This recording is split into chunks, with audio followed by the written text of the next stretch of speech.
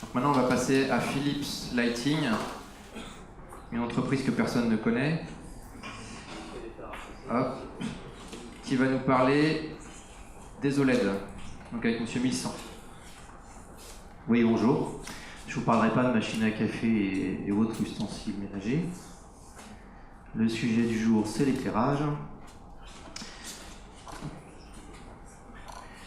Avec un constat qui a été fait ces dernières années dans la maison, que vous connaissez tous. Je ne vais pas reprendre ces éléments, mais on va vers une société qui évolue rapidement, avec un mot d'ordre qui reste et qui est le bien-être. Le bien-être qu'on va décliner dans les différents secteurs de nos activités, qu'on va voir juste après. Donc je ne vais pas m'amuser à lire tous les slides, on va se permettre de passer rapidement sur certains sujets. Ce qui est important de savoir, c'est que la société Philips était divisée en 4. Maintenant, on le voit, c'est 3 parties essentielles. L'éclairage, c'était la base. Ce qu'il faut bien comprendre à travers ce slide, c'est que le domaine de la santé, je parlais du bien-être tout à l'heure, en fait, c'est le premier domaine de la maison. Ça, c'est notamment des scanners, des IRM, tout ce qu'on trouve dans les hôpitaux. Et c'est pas vraiment connu du grand public, c'est pour ça que ce slide est intéressant. La partie grand public qui est en violette, qui est donc le consumer lifestyle, il y a quasiment plus de télé dedans, puisque la partie télévision où on était il y a pas mal d'années relativement, on va dire même les leaders, a été délaissée pour conserver tout ce qui est rasoir, machine à café, enfin tout le petit électroménager globalement. On a vendu la partie composants et vous voyez qu'aujourd'hui on s'oriente vers 3 parties essentielles: santé, éclairage et on garde la petite partie, le consumer lifestyle. Concernant l'éclairage, on a une implantation qui est bien sûr mondiale. Avec...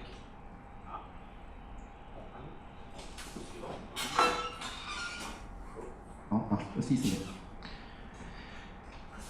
donc je disais, en termes d'éclairage, différents segments, puisqu'on est ce qu'on appelait un généraliste. On a aussi bien des sources que des appareils, et comme on l'a entendu tout à l'heure, de plus en plus on va vers des solutions, c'est-à-dire qu'on sera de plus en plus amené à proposer aux clients non pas un appareil pour faire un éclairage classique, mais pour aller un peu plus loin que ça, lui proposant des solutions avec des gains en énergie, et des engagements dans la durée, etc. etc. Évidemment, la LED est un tournant essentiel dans la maison, puisqu'on avait des usines de par le monde qui étaient essentiellement des fabrications de verre, dans lesquelles on mettait des poudrages pour faire des tubes fluo ou des filaments. Et on se rend compte que ce changement technologique est très très important pour nous, puisqu'il a fallu préparer ça bien en amont, compte tenu que la lampe LED, qu'on prend tous, va prendre le dessus. La répartition de 2012 n'est plus celle de 2013 d'ailleurs. La partie des LED qu'on voit en solution à 4% serait plutôt bien au-delà des 15%. Je pense même qu'on n'est pas loin des 20%. Mais ça s'oriente en gros sur ces grandes familles, les lampes, les appareillages qui sont toujours là, quoi qu'on en dise. Mais ça baisse doucement mais sûrement. Les luminaires professionnels, ça intègre aussi bien les luminaires pour éclairer les rues, les stades, que les luminaires que vous avez au plafond dans les bâtiments. Et puis le grand public, il y a une partie grand public, je ne sais pas si je vous dis un nom comme Massif par exemple, c'est des luminaires qu'on trouve plutôt chez Castorama et compagnie. Bon voilà, c'est un domaine qui est relativement récent mais qui n'est pas oublié.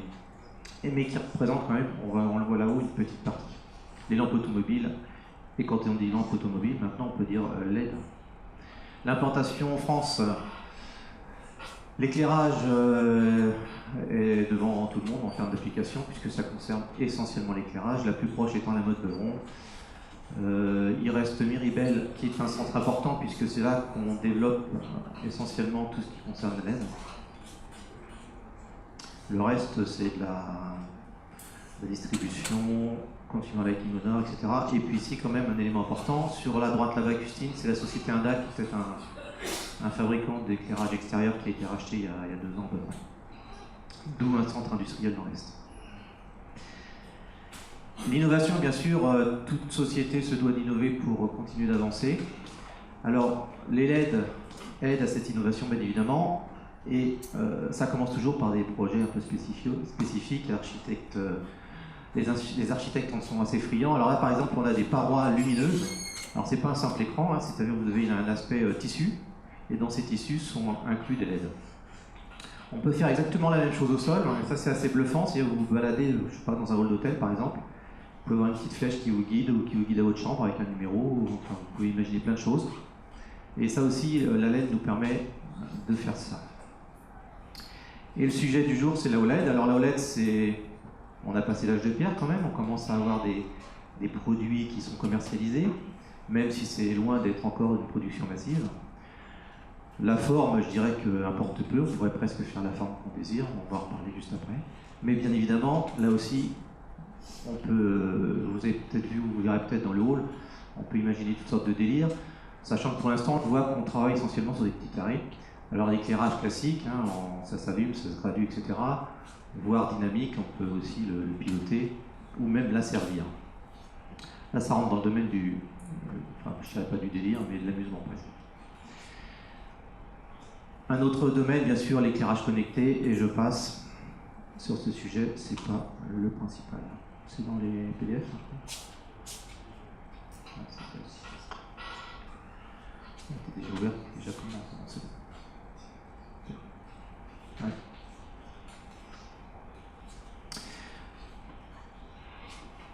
Alors voilà, la OLED est une nouvelle technologie, on n'est plus sur des petites... on n'est déjà plus, enfin, la petite puce qui est la LED classique a encore de beaux jours devant elle. Mais pour à peu près situer la démarche OLED qu'on a eue, c'est un peu comme la LED, il a fallu qu'on s'en préoccupe à l'avance. On avait bien sûr une vue à moyen long terme sur nos usines de lampes, comme on disait tout à l'heure. C'est une technologie naissante et qui commence à voir apparaître des applications, même si ça reste encore limité, mais ça vient. Donc vous voyez, ça date quand même de 91 sur les polymères, sachant qu'une LED, enfin une OLED n'est pas une LED classique avec un composant, une LED c'est du silicium. Hein. Là on est sur des polymères, sur des couches successives, on le verra après sur les grands principes, mais la fabrication ou le développement et surtout, pour nous, c'est Aix-la-Chapelle et un peu Eindhoven. Et en fait, ce qui se passe en ce moment en termes de planification, c'est qu'on rentre tout doucement dans les phases d'industrialisation. Alors, industrialisation, c'est compliqué parce qu'on est presque sur du sur-mesure. Donc, on commence par sortir des éléments qui sont des plaques simples. Vous voyez que l'intérêt de la OLED, vous l'avez compris tout de suite, la dimension, elle est plus que réduite. Et évidemment, ça se pilote. Voilà. On est là sur une plaque rigide qui fait à peu près 2,8 mm d'épaisseur, qui est une teinte, on va dire, un blanc chaud, avec en plus la caractéristique d'avoir des bons rendus de couleurs. Et bien sûr, on le constate, on n'a pas un éclairage ponctuel comme pourrait l'avoir une LED comme qu'on peut trouver actuellement dans les luminaires, aussi bien les tubes fluo d'ailleurs que les luminaires, les LED, ce qu'on appelle les LED forte puissance. Cette LED-là, on rajoute par-dessus ou autour une optique qui nous donne quand même des rendements très intéressants. La OLED est plutôt un éclairage, on le constate bien, qui est plutôt diffusant. D'accord ? Alors la diffusion sur une face, et on va le voir. Ensuite, jusqu'où ça peut aller. Le LumiBlade, en fait, on a essayé de décliner une gamme pour commencer à communiquer et à proposer des produits finis, mais évidemment, le choix et les possibilités sont tellement vastes qu'on va certainement vite dévier sur pas mal d'autres choses. Pour autant, il fallait avoir du matériel de démonstration. Hop. Donc vous avez différentes formes, des carrés, vous pouvez avoir des ronds, des triangles, l'épaisseur 1,8, voilà. Donc on est en fait sur un principe de couche de polymère, c'est écrit, hein, je vous laisse lire, avec une émission lumineuse qui est plutôt sur l'ensemble de la surface et non pas qui n'est pas très ponctuelle. Oula.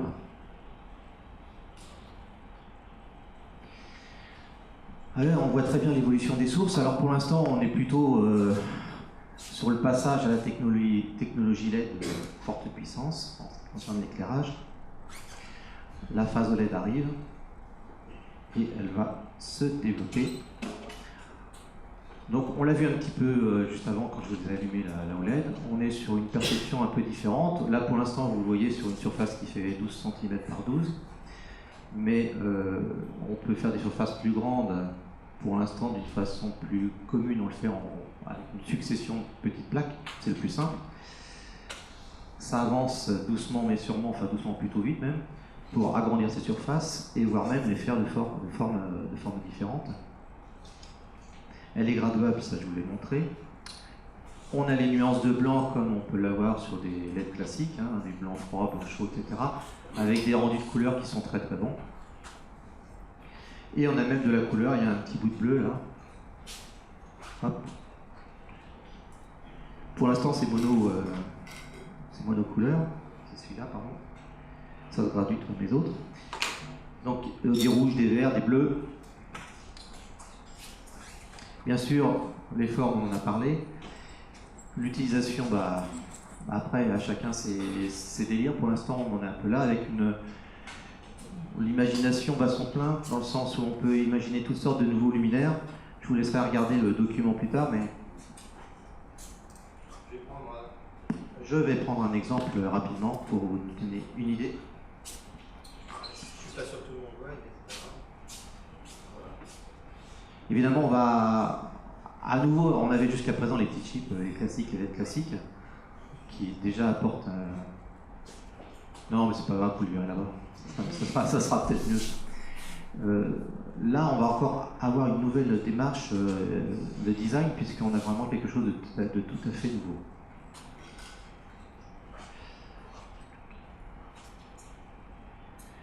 La couleur. Là, je vous ai montré une couleur fixe. Évidemment, le challenge, c'est d'avoir une couleur variable dans la même plaque. Vous voyez qu'on est sur des échéances à 5 ans, peut-être plus, peut-être moins, peut-être certainement moins. En labo, ou même aux infos, de temps en temps, on voit des choses intéressantes. On voit même des écrans, des sources translucides. Donc tout ça, ça existe. Hein. On en est là, bien sûr, ça existe en labo sans aucun problème. Après, on est dans une phase d'industrialisation, c'est tout à fait autre chose. Mais on peut très bien imaginer dans un futur proche d'avoir des vitres transparentes avec une partie lumineuse à l'intérieur. Dès que vous l'alimentez, vous allez éclairer, vous allez remplacer votre fenêtre par une surface lumineuse en quelque sorte, qui éclairera d'un côté, des deux côtés, enfin ça sera après à voir. Et on peut très bien imaginer la même chose avec des sources aussi flexibles. Ça existe déjà, il y a même des écrans souples. Bon, la qualité, c'est pas encore ça, mais ça existe. On va finir. Je suis dans les temps, j'imagine. 1 minute, c'est parfait, la vidéo fait 45 secondes. Je sais plus où elle est,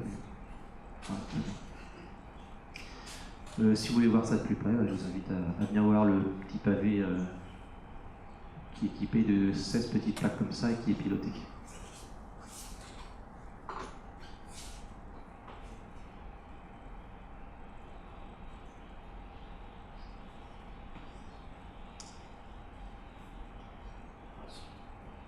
Celui-ci est en fait interactif. Bon, on s'amuse. Hein.